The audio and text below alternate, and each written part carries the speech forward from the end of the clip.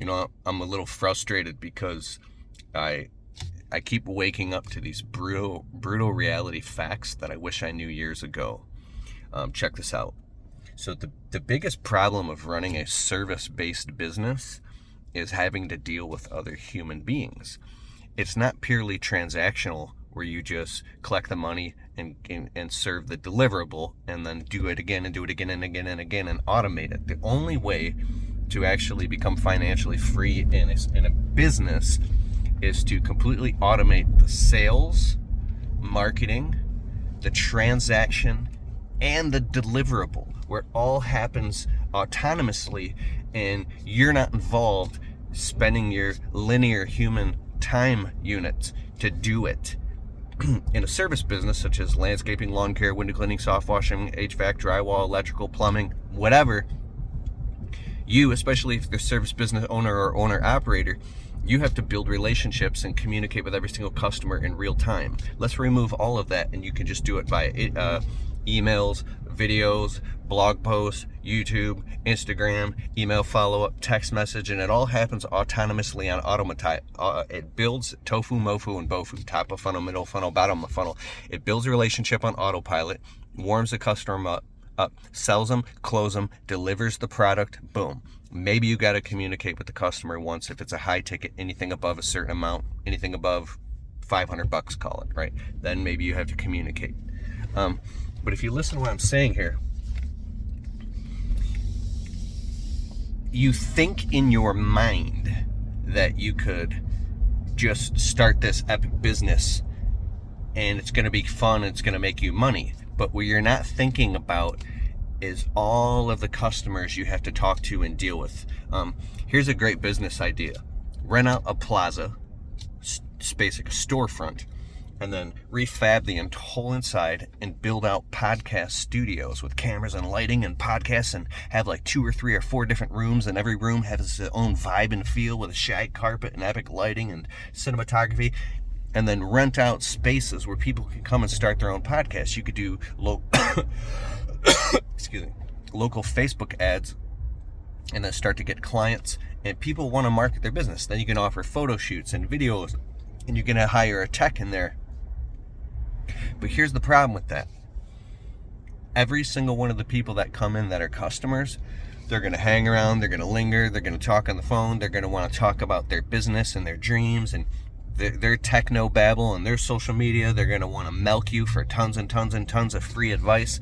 And can you be, not mean isn't the word, but can you just say, hey, I don't got time to talk about all that. We got a business to run here. I don't want to hear all your life stories or hear about your, like, because the real reason maybe you'd be wanting to launch a podcast studio like this is so you can work on your own, you can have a place to run your own podcast. But what would happen is your podcast and your shit would be the last thing getting done because you'd be worrying about everybody else. So then maybe you can have like a separate time when you come in the evening after it's closed or some other time, and then you do your podcast and you hire a tech to run all that stuff. But then here's the next problem is you would have everybody's problems in the business coming back to you. So then you would have to hire some type of manager who's a brilliant, and then they handle all that. So you only get bothered if there's an actual real problem. But that layer of separation costs more money, which means to even get to that, you have to scale the business to the point where it has full tons of clientele and it's bringing in, $30,000, $40,000 a month. So then you can pay the people for those layers of infrastructure. So how long is it going to take you to do that? So if you look, what I'm getting back to here is if you look at the brutal aspect and components of how time consuming it is to run a business, it's going to suck up all of your time. If that's what you want to do and you're fine running a service business and you understand what you're getting yourself into, that's fine. I run a landscaping business for like 13 years now. I love my business. I love my clients. But I'm telling you, every single customer,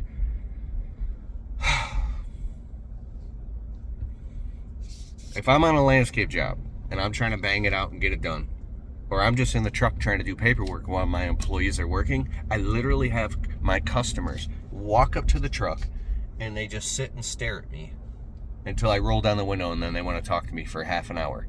The good thing about that is that's great, because now when they talk to you more, they want more work done. They want to sell you another $5,000 worth more work.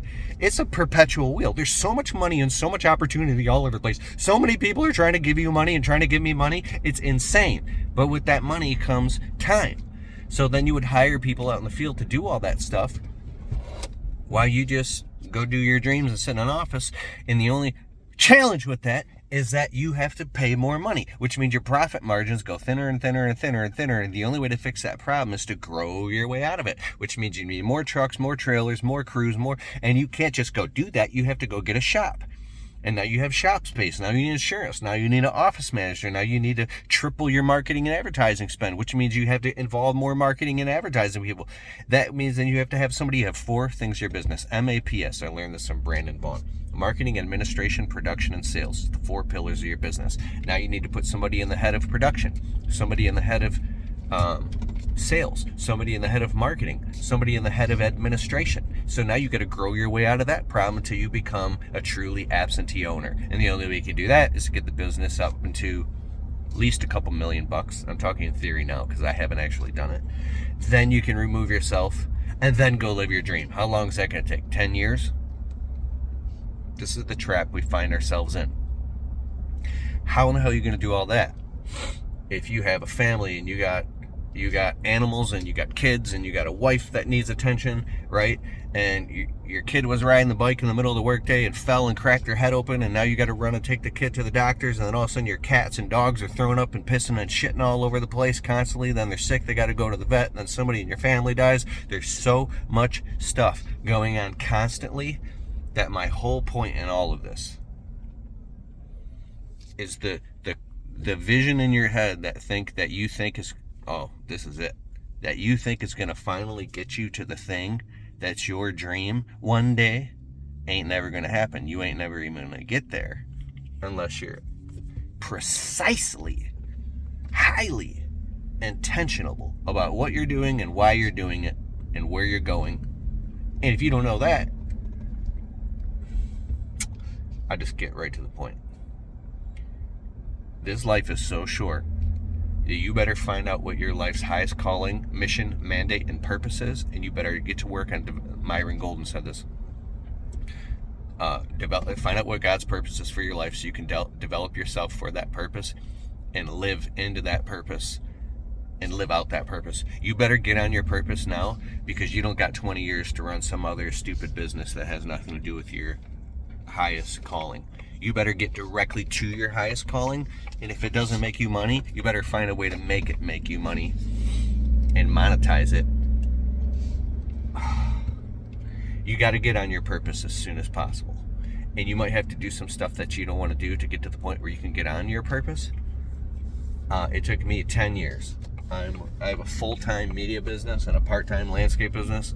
I'm in a spot that I've always dreamed of in my life right now. I've got 22 different streams of income, two 6-figure businesses, and I have 22 different streams of income, and I'm up to my eyeballs. But it took me 20 years to get here, and especially 10 years, the last 10 years, focusing solely on getting to where I'm at right now. And here's the sad part. It came with tremendous amounts of sacrifice. Some stuff I'm very sad about, but you know what? You got a purpose, you got to follow it.